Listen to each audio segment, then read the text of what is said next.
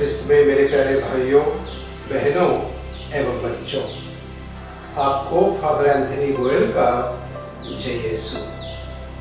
आज वर्ष का 16वां रविवार है और इस 16वें रविवार की जो मुख्य हमारा उपासना का मुख्य सार है वो है चरवाहा, नेता या फिर लीडर। जिस प्रकार आज के जो नेता है जिनको हम अनुभव करते हैं, उसी प्रकार पवित्र बाइबल में भी अलग अलग समय पर अलग अलग नेता थे। उन्होंने अपनी प्रजा की सुध ली, उन्होंने अपनी प्रजा की चिंता की, उन्होंने अपनी प्रजा को एक जगह से दूसरी जगह पर ईश्वर के कहे अनुसार उनकी अगुवाई की। पवित्र बाइबल हमको बताती है और विशेषकर आज का पहला पाठ और सुसमाचार इसी बात पर चर्चा करते हैं कि अच्छा चरवाहा कौन है। अगर हम आज के पहले पाठ को देखें तो आज के पहले पाठ में नबी यिर्मयाह ईश्वर के झुंड की बची भेड़ों के लिए चरवाहे नियुक्त करने की भविष्यवाणी करते हैं।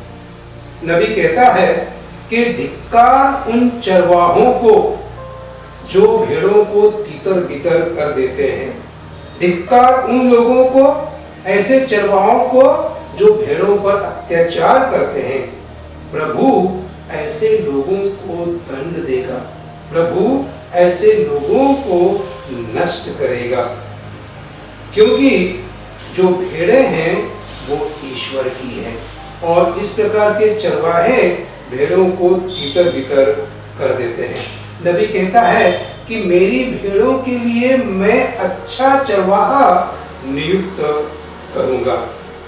भाई और बहनों, आज भी नेता अपनी सत्ता के लिए, अपनी कुर्सी के लिए, अपनी ख्याति के लिए दूसरों को नीचा दिखाते हैं, दूसरों पर अत्याचार सहते हैं, दूसरों को कभी कभी जान से मार दिया जाता है।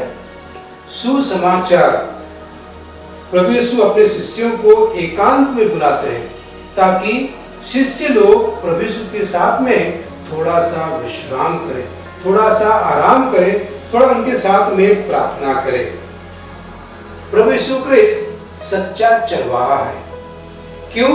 क्योंकि उसे अपनी भेड़ों की चिंता है, फिक्र है और उन्हें, लोगों को जब उन्होंने देखा कि इतनी बड़ी भीड़ में लोग आ रहे थे तो प्रभु को उन पर तरस आया और उसी तरस ने प्रभु यीशु क्रिस्त को चमत्कार करने पर मजबूर कर दिया। संत मार्कुस कहते हैं कि जब ईसा ने लोगों को देखा तो उन्हें लगा कि वे बिना चरवाहे की भेड़ों की तरह थे। उन पर दया आई, तरस आया और उन्होंने उनके जीवन में चमत्कार किया। भाइयों और बहनों, आज के समाज के चरवाहे जब गरीबों को देखते हैं, जब अनाथों को देखते हैं, तो क्या हमारा मन दया से द्रवित हो उठता है?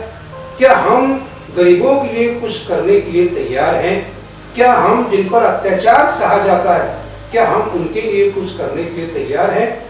आप कोई भी हो, जहां भी हो, जैसे भी हो, ईश्वर के सामने आप एक चरवाहे के समान हैं और प्रभु के दिल के जैसे हमारे मन में भी, हमारे दिल में भी दया आनी चाहिए, तरस आना चाहिए। क्यों?